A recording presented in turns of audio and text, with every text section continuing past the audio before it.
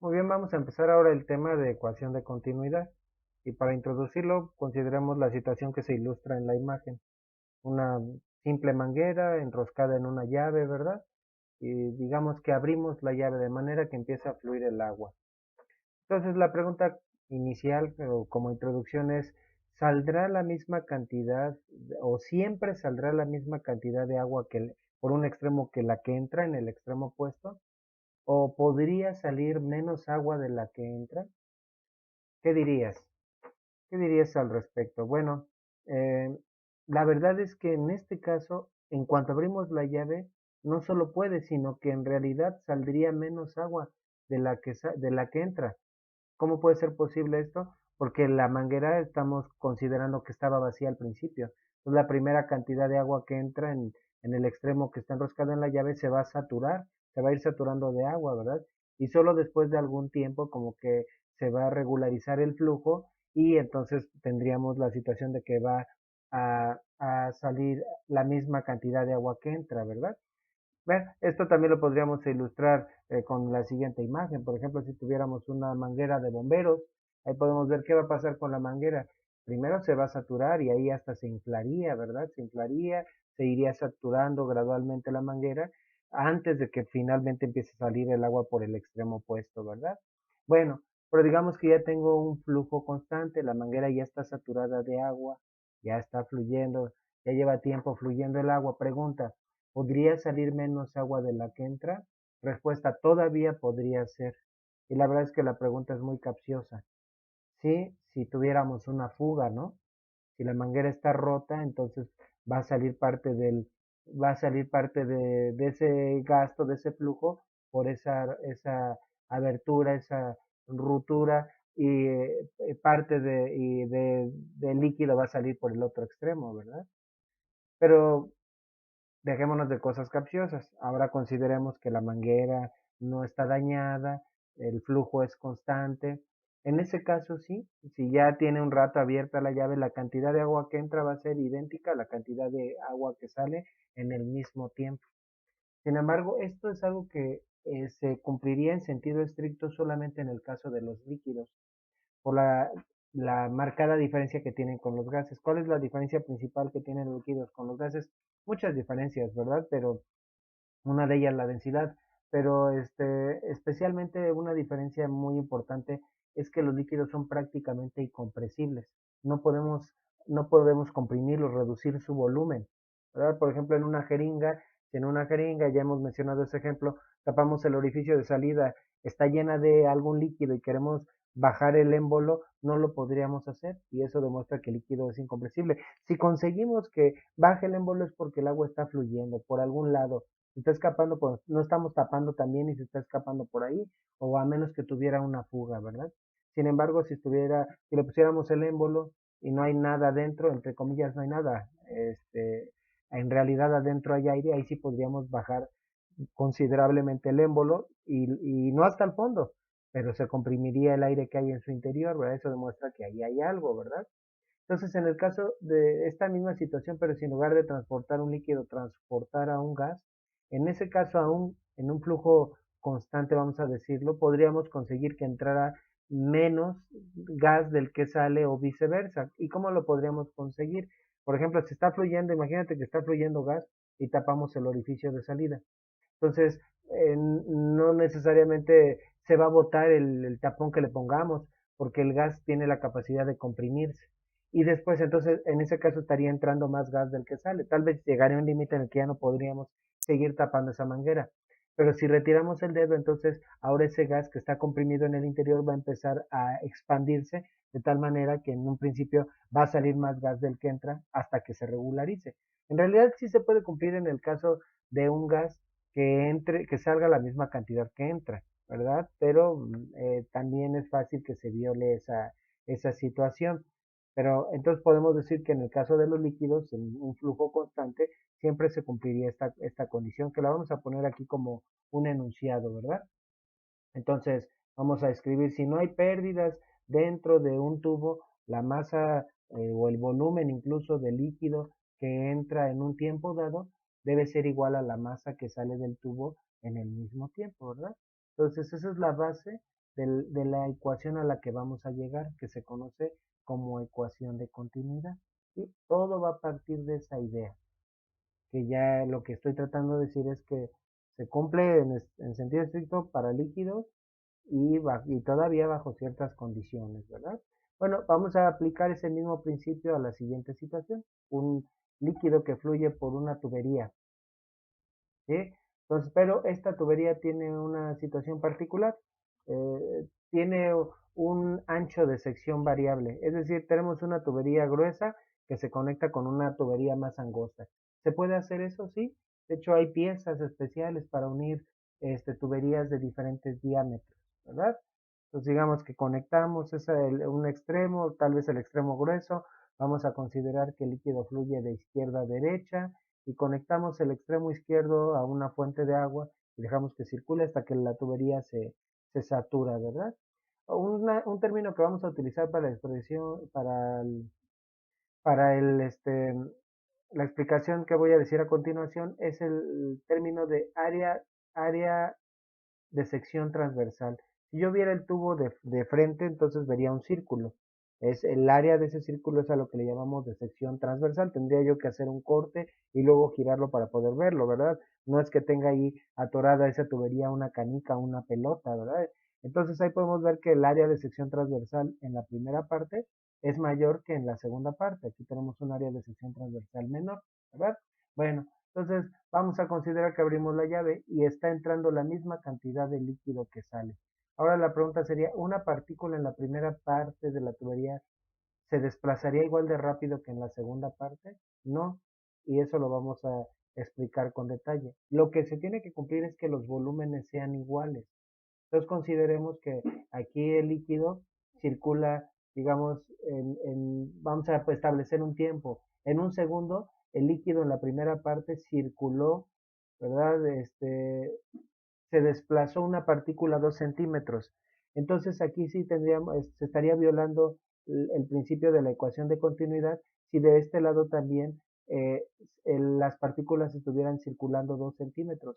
¿Por qué? Porque entonces eso implicaría que de este lado se desplazó un volumen menor, ¿sí? Como tengo dos tubos de diferentes anchos, si tengo la misma altura para ambos tubos, vamos a decirlo así, nada más que lo estamos viendo acostado, no tendríamos el mismo volumen.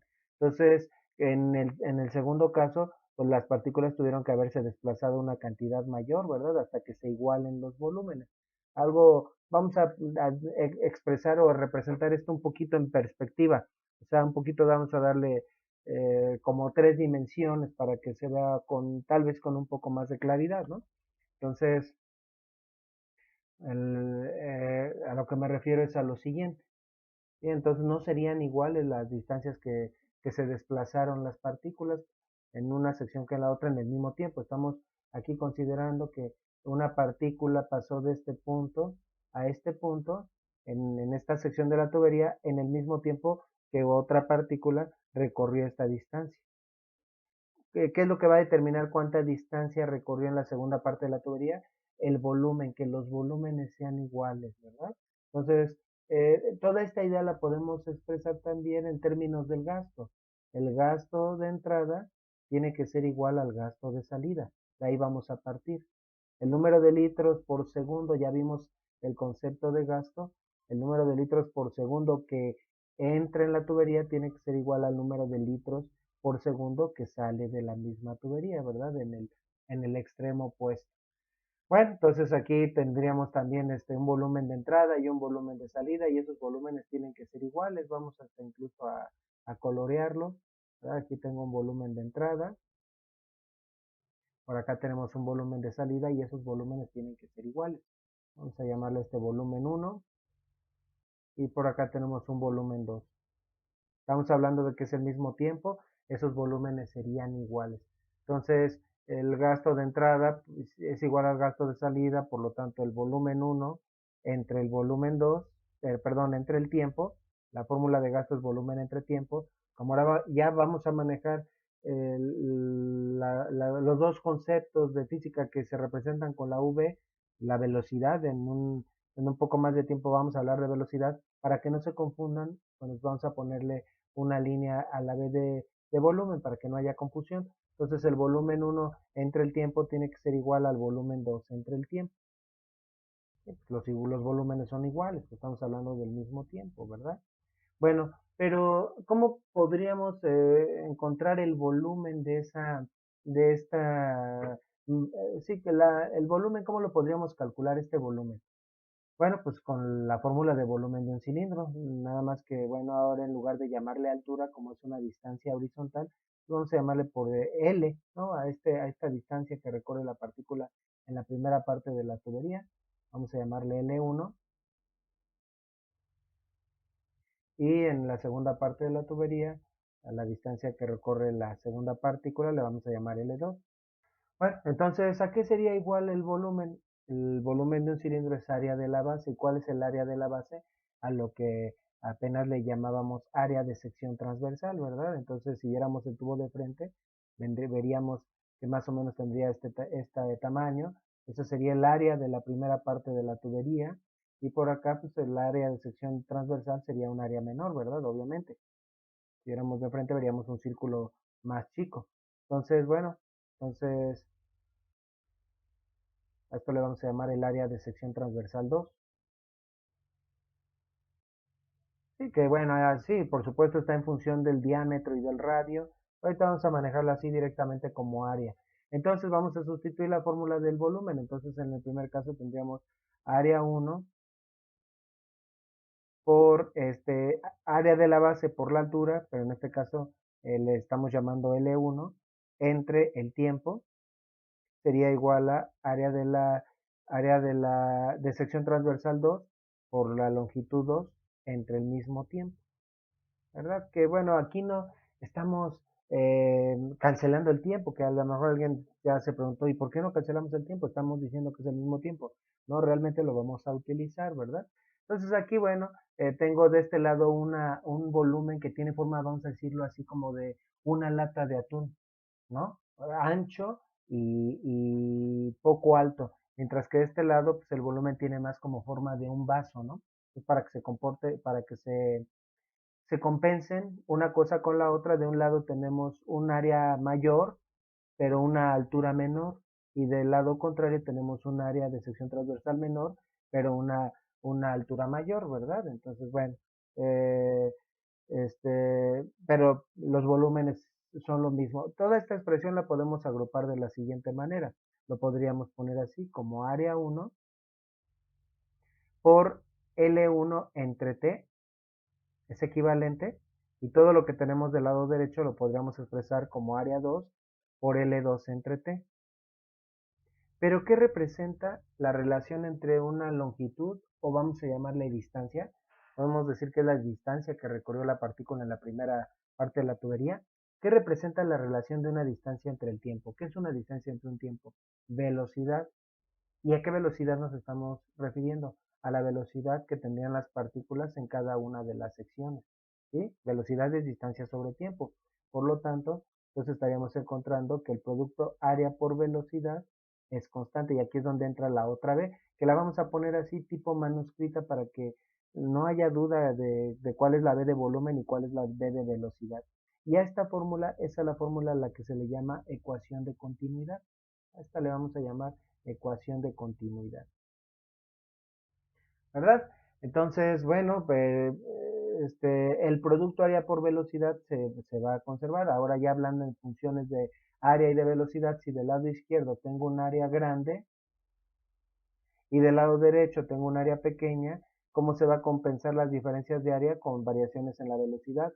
Del lado izquierdo tendría que tener una velocidad menor y del lado derecho una velocidad mayor para que se compense una cosa con la otra, ¿no? Entonces, esto lo que nos indica es que en las partes donde las tuberías son más angostas, el líquido tiene que fluir más rápido para que se respete este principio de continuidad, y en las partes más anchas el líquido fluye más lentamente. Y esto se puede ver en muchas situaciones cotidianas. Por ejemplo, en el caso de una manguera para regar un jardín, si las plantas están muy lejos o nos quedan muy altos, ¿qué hacemos? Eh, digamos prácticamente de manera intuitiva, tapamos, bloqueamos un poco la boquilla, ¿verdad? Sin taparla por completo, y de esa manera se consigue que obtengamos un chorro que alcance una mayor distancia. Lo que estamos haciendo es aumentar su velocidad. ¿Por qué? Porque estamos reduciendo el área. En el caso de un río, por ejemplo, ¿verdad? En los ríos, bueno, en donde se deciden construir los puentes. Digamos que tengo un río de forma irregular, pues los puentes se va a procurar hacerlos en las partes más angostas del río, ¿verdad? Para que no sea tan costosa la obra.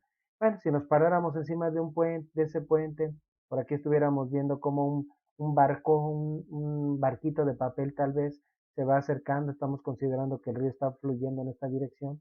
Cuando ese barco pasa justo por la parte más angosta notaremos que tendrá una velocidad mayor, ¿verdad? Que cuando está en la parte más ancha. O sea, hay cambios de velocidad, se puede ver en muchas circunstancias, en muchas situaciones distintas, ¿no? Bueno, entonces de aquí, de todo esto que acabamos de explicar, podemos concluir lo siguiente. Vamos a poner aquí algunas ideas. Con base en todo lo que acabamos de decir, podríamos decir que la ecuación de continuidad establece que para un flujo, el producto de velocidad por el área de sección transversal es constante. Y de esta ecuación se desprende que existe una relación inversa entre la velocidad del flujo y el área de sección transversal. Entre menor sea el área de sección transversal, es mayor la velocidad, ¿verdad? La velocidad del fluido es mayor cuando se reduce el área de sección transversal del tubo, por lo que pasa, como puede verse, por el que pasa, perdón, como puede verse en una manguera equipada con una boquilla para reducir su área de sección transversal, que así eran las mangueras de bomberos hace mucho tiempo, ya actualmente tal vez es más común ver otro tipo de sistemas, ¿no? Pero en las mangueras antiguas de bombero se ponían unas boquillas en forma de embudo, algo así, ¿verdad? Entonces, al reducir el área de sección transversal, ¿sí? Con esa boquilla se conseguía que se aumentara la velocidad. Ahí lo que estamos aplicando es el principio de continuidad, la ecuación de continuidad, ¿verdad? Bueno, entonces a partir de esta fórmula vamos a hacer algunos ejercicios, pero no sin antes también mencionar otro detalle. A partir de esta expresión estamos encontrando otra fórmula para calcular el gasto. ¿Sí? Ya habíamos definido el gasto como la relación entre el volumen que fluye por un conducto entre el tiempo en el que lo hace. Pero también el gasto se puede calcular a partir de esta expresión, área por velocidad. ¿Sí? ¿Por qué? Pues porque es de donde veníamos. Fíjense, pues vamos a decir, ¿de dónde salió este producto área 1 por velocidad 1? Salió de esta expresión y a su vez esta, ¿de dónde salió? De esta otra expresión, si nos vamos hacia atrás. Y esta salió de esta expresión y todo esto salió del gasto de entrada. Entonces, en realidad este producto representa el gasto, ¿verdad? Y bueno, para encontrarle un poquito de sentido, porque tal vez es más fácil encontrarle el sentido a la otra fórmula, ¿no? Yo quiero saber cuánto gasto pasa por una tubería y supongamos que tengo aquí una tubería que desfoga. ¿Cómo podría saber cuál es su gasto? ¿Cuántos litros por segundo pasan por esa tubería? Podría con esa tubería llenar un tanque, un tinaco. Digamos que tengo un tanque de 500 litros, medio metro cúbico. Y ese tanque se llena, vamos a decirlo así, en unos 200 segundos. Entonces, ¿cuántos litros por segundo pasaron por esa tubería? Fácil, ¿no? 500 entre 2, unos 2.5 litros por segundo. Dividiendo el volumen entre el tiempo, calculo el gasto. Pero otra forma en la que lo podría hacer es multiplicando el área de sección transversal por la velocidad que lleva el flujo ahí. Tendría que yo medir qué tan rápido se mueve el líquido y con el área puedo calcularlo, ¿verdad? ¿Y por qué así? Bueno, ¿qué representa un punto en movimiento? Nos dicen en clase de dibujo, ¿no? Un punto podría ser la punta de un lápiz, ¿no? Y esa punta de un lápiz, si la muevo, ¿qué va a describir? Una línea. A su vez, si yo desplazo una línea, ¿eso qué definiría? Eso representa representaría un área, ¿no? Ahora, para ilustrarlo, pensemos en una brocha. En una brocha, bueno, las cerdas forman una especie de línea. Cuando yo remojo esa brocha en pintura y la deslizo, ahora ¿qué se va a definir? Un área. Bueno, pues ¿qué representaría un área en movimiento? Un área en movimiento representa, si estás de acuerdo, un volumen. Y bueno, para ilustrar esto, lo que siempre se me ocurre, aunque a lo mejor puede confundir un poco, es pues la rosca que se utiliza para formar burbujas, ¿no? De jabón que nos encantaban de niños. Entonces hay unas enormes, entonces se ve que la persona que tiene habilidad para formar algún tipo de burbujas especiales la desliza y eso forma un volumen, ¿verdad? O sea, aquí tenemos un área en movimiento, ¿sí? La velocidad representa el movimiento, el área en movimiento representa un volumen, pero este es un movimiento con respecto al tiempo, entonces un volumen en un determinado tiempo, ¿verdad? Entonces, estamos añadiendo además otra fórmula de gasto, también vamos a utilizar esta otra expresión. Dependiendo de los datos, utilizaríamos una u otra fórmula. Entonces, ahora lo que sigue es hacer una serie de ejercicios ya con todos estos conceptos, ¿verdad? A esta expresión es a la que se le llama ecuación de continuidad. Entonces, si por ahí en medio de un ejercicio uso esa expresión, bueno, vamos a utilizar la ecuación de continuidad, bueno, pues vamos a tener en mente esta fórmula, que por cierto estoy notando que estaba cometiendo un error, ¿verdad? Porque aquí llevaría subíndice 2. Desde aquí lo podíamos ver, entonces ahí estaba cometiendo un error. Bueno, lo corrijo. Pues vamos a hacer los siguientes ejercicios.